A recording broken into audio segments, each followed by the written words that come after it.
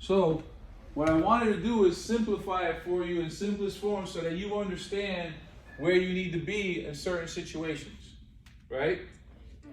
Because it's very important that you understand where you need to be. All right?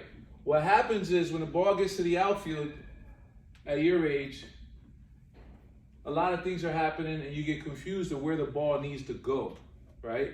So that's why we always tell you in between pitches, you need to have your thinking cap on and start to understand what the situation is before the pitch is released. That way when contact happens, instead of you panicking, you know exactly what to do.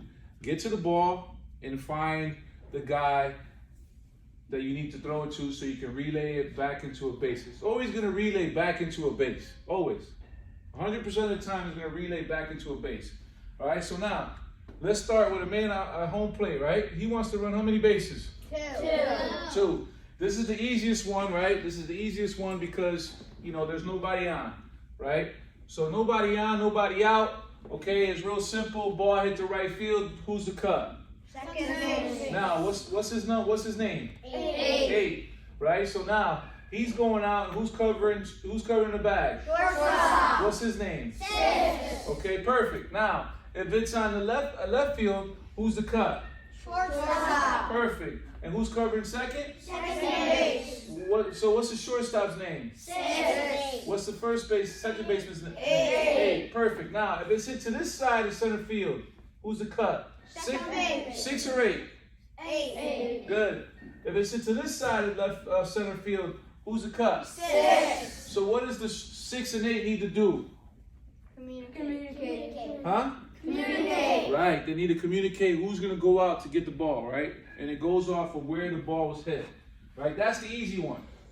Okay? That's the easy one. Now, we have principles, right?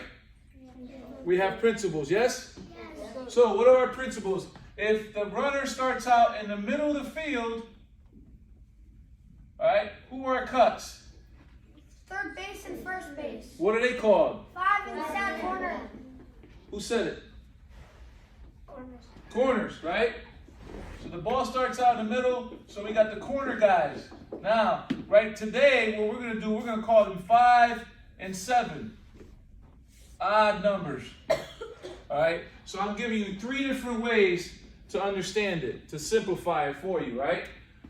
If the runner starts out in the middle, this is the runner. The runner's always going to be squared. Okay? Corner guys are the cuts. Their names are 5 and 7. Odd numbers. Got it? Let's go. Now, when the runner starts out in the corner, and the corners are considered first, third, and home plate, right? Who are the cuts now? John, pay attention, please. Who are the cuts now? Second base and shortstop. What are they called? Middle Middle. guys. Those are middle guys, right? And according to this, what number are they? 6 and 8.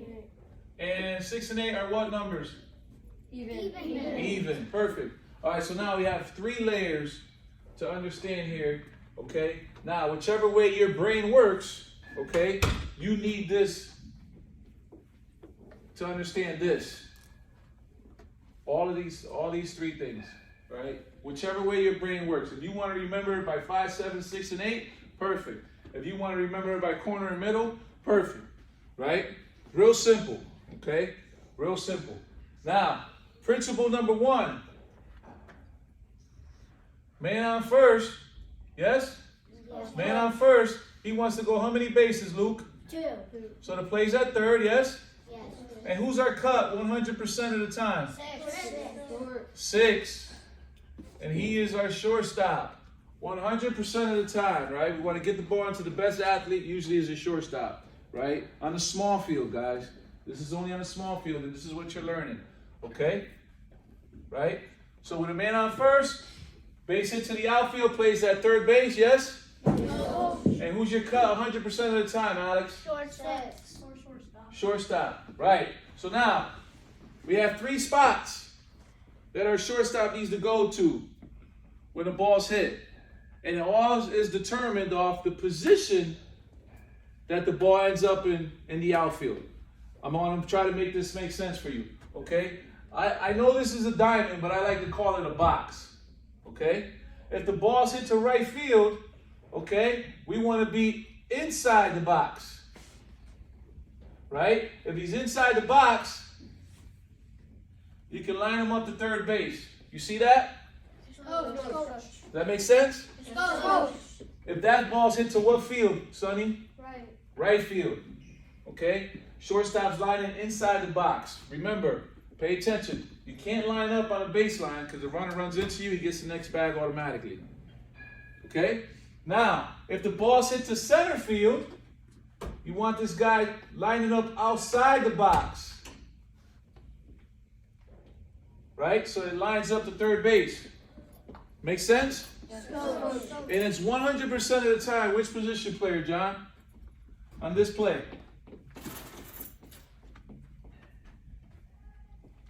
Called on you for a reason, my man. Been teaching baseball for a long time, and I was a teacher at once. I can tell when you're not paying attention to details. You're wandering off. Your eyes are wandering off somewhere else. I need you to pay attention to this, young man.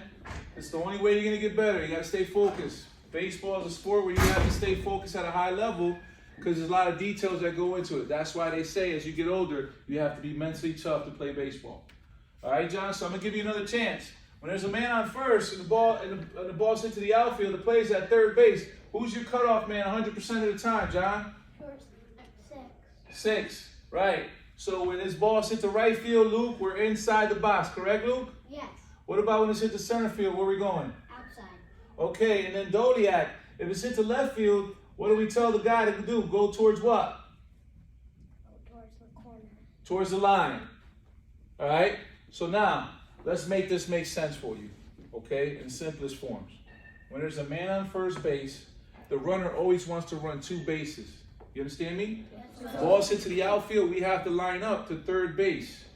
If it's hit to right field, the cutoff man's inside of his box. Now he has a clear lane to go to third base, okay? If the ball's hit to center field, okay, the shortstop has to line up outside the box. Now, if the ball's over here, you adjust, okay? It all depends. But 9 out of 10 times, he's going to be outside the box, okay? All right? Line it up to third base, okay? I shouldn't say 9 out of 10 times, but majority of the time, he'll be outside of his box, all right? Because if the ball's hit here, he can always line up outside the box. If the ball's hit here, he can line up outside his box. He's going to be fine. As long as he's not in the base path of that runner. That's very important. Now, if it's hit to left field, the cutoff man has to move towards the line. So that shortstop has 3 responsibilities because there's 3 outfielders. You understand, Braden? Right, Braden? So, Braden, just to make sure you're paying attention back there, because I see your eyes wandering off, but that's okay. All right, man on first base. Right, Braden? Man on first base. Ball hit to the outfield. Where's the play? 6.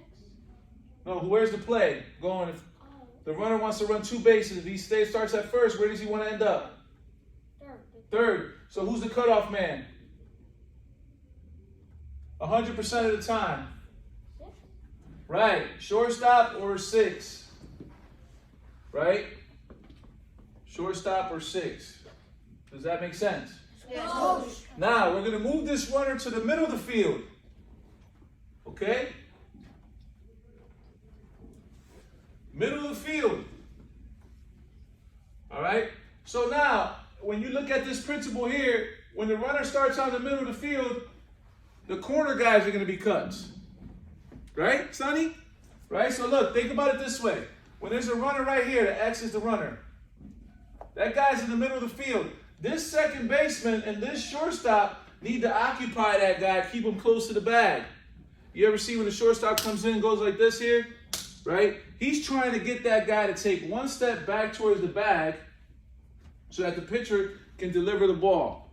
Right? That 1 step back to the bag is going to be the difference of that guy being safe or home or out at home plate on a relay to home plate. So that's why when you, as a pitcher, as soon as you see that base runner go back to the bag, you deliver the baseball. Right now, you guys don't need to worry about that because you don't play stealing bases on the pitcher's leg lift. But that's something that's going to come along next year. Okay. So now, if if the runner starts out in the middle of the field, which two cuts are out of the four are completely eliminated out of this play if the play is going forward? Quinn. Second and short. Right. Second base. See you later. You got nothing to do. Shortstop. See you later. You got nothing to do. So you have two options, correct, John?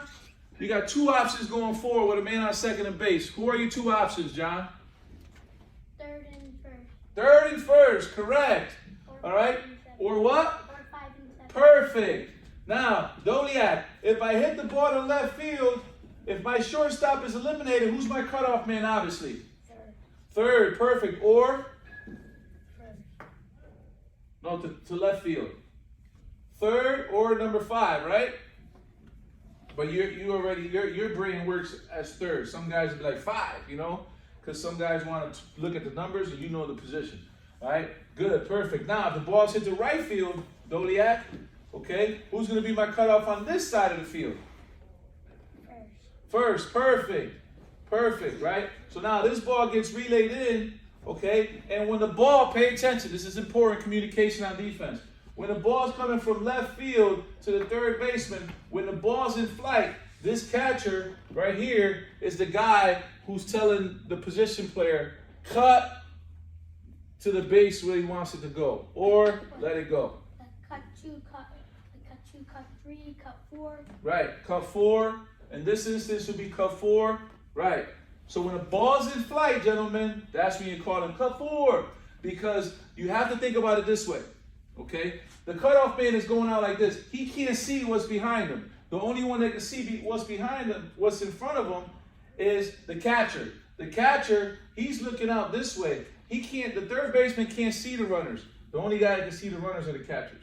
They can see the whole entire field. That's why the catcher has to be vocal, he has to communicate, and he has to have some sense of IQ behind the plate. Not just catching and throwing, he has to understand situation. Right? So the catcher's the one that we're going to be demanding you guys, 1 out, man on first, plays at 3, 6, you're the cut. That's it. Right? Catcher comes out, man on second base. Outfield, cut 4 to hit, 5 or 7. Left field, you got 5. Right field, you got 7. Okay? If the ball's hit to center field, okay, who's the cut on this, Sonny? Center field, right? Center field. When the ball's hit to center field, we want to bring the ball back into home plate. Who's the cut? 5 or 7? 7. I'm talking to Sonny. Your name Sonny? Then don't interrupt that. That's the only way he's going to learn is by him making a mistake, not you giving him the answer. What is it? 7. Do you understand that or no? Okay, because 7 comes here. Why 7 and not 5? Because the third base can never vacate. Right. You don't want your third baseman to vacate into the middle of the field. Remember, this guy's running around third base. If this runner trips and falls, or the coach holds him up and says, go back, you need somebody here. Now, the third baseman can cut, okay? And the shortstop's going to be here, cut and throw behind him. Does that make sense? Yes, Coach. Right? You can't vacate this side of the field. You're protecting home plate. Now, if the ball hits to the outfield and the first baseman's to cut to center field and he's moving across, it's okay to leave first base open. Right? He's got a long way to go to get to home plate. Does that make sense? Yes, Coach.